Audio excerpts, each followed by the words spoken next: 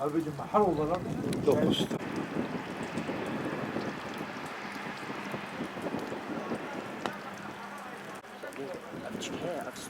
Stula abi.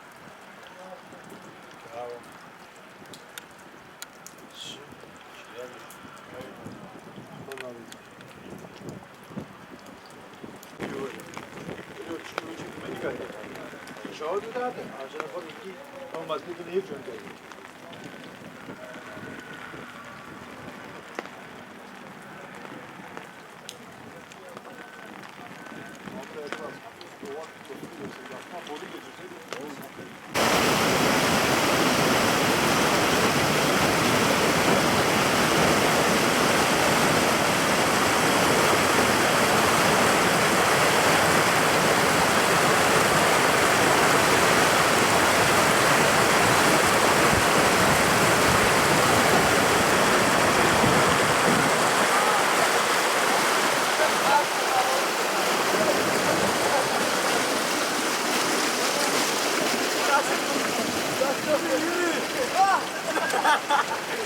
Bunları kaldırak. Bunları kaldırayım orada. Dikkat edin gençler, dikkat edin. Gökmen arasındayla geçelim.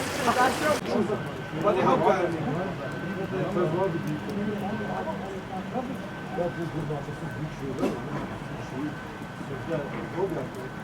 Her tarafa kapanış olur.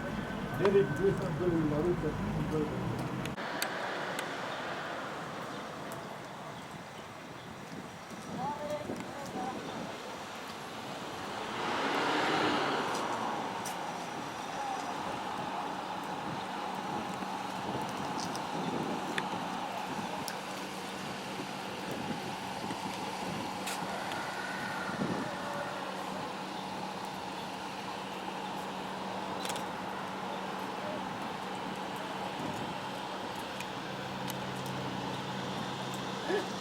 Çek onu çek. Çek. Çek şeye gönder. Kapasitene gönder.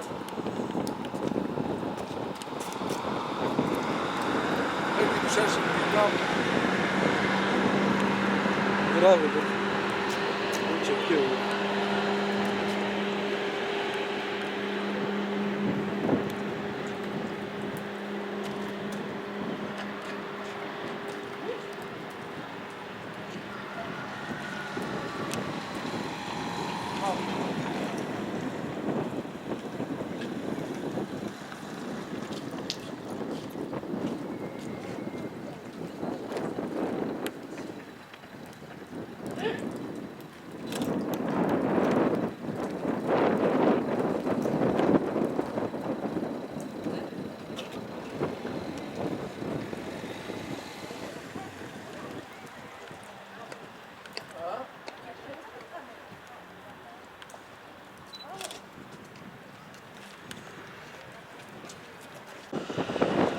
Evet Tupal. Tamam buraya satla.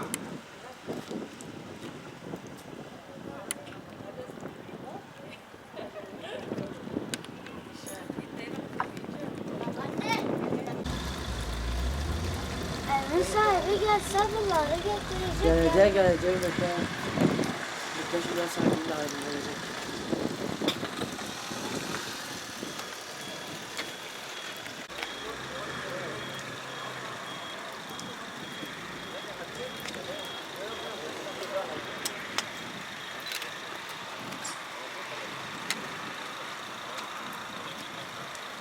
Dün akşam dairedeki herkesin bu evdekilere yardım etti. Çok zor oldu.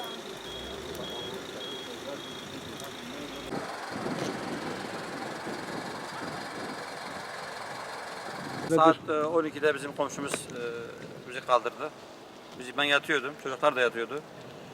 Dedi evinizi su basmış. Geldim baktım su basmış evimizi. Bu neden oldu görüyorsunuz zaten. Zaten görüyorsunuz. Burası dere yatağı. Dere yatağı olduğundan dolayı ne bir çözüm yapmışlar. Sadece burayı şey yaptılar.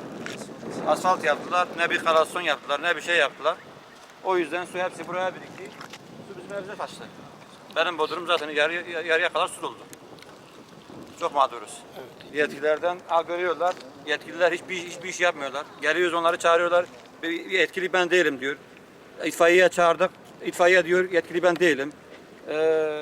Mardin'i arıyor. Midyat'ı Ne- arıyor. Mardin'i arıyoruz diyor Midyat. Midyat'ı arıyoruz diyor Mardin. Yani ne yapacağımızı bilmiyoruz vallahi. Görüyorsunuz.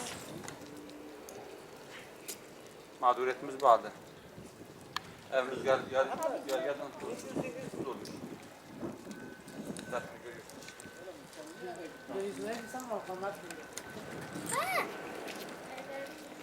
Gördüğünüz gibi millet mağdur oldu. Mahsur kaldı evlerinde. Şialarımız var, depolarımız var burada. Gördüğünüz gibi bu yapılan yolda ne bir köprü, ne bir altyapı, ne bir şey var. Biz kendi imkanlarımızla yolu açtık. Yani daha ne diyelim. Yetkililer geldi ama etkilerin ilk başta yapması gerekeni şu anda yapmaya çalışıyor. İlk başta yapması gereken şeyi yapmadılar.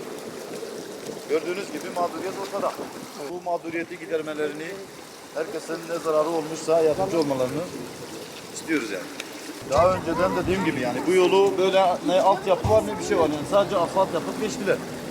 Yani ne bir köprü ne buranın projesinde zaten 10 metrelik bir köprü var. Ama yapmadılar. Gördüğünüz gibi şu an açtık yani biz kepçelerle kendi imkanlarımızla açtık. Başka ne diyelim yani mağduriyet ortada. Mahsur kalan insanları görüyorsunuz. 2 gündür ne evden çıkabiliyorlar ne bir şey.